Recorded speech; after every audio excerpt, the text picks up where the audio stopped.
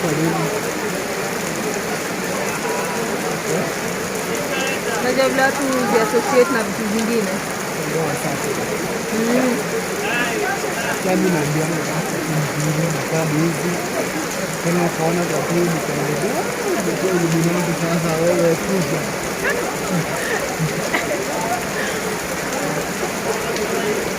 Ndio kwa convince kuambia things zimepita. Kuna vitu vingine mnafanya ana mbaki tu grow kwani mimi nilizani baki tu hapa baki tu nilizani ndio ni grow nikija nilana bado wao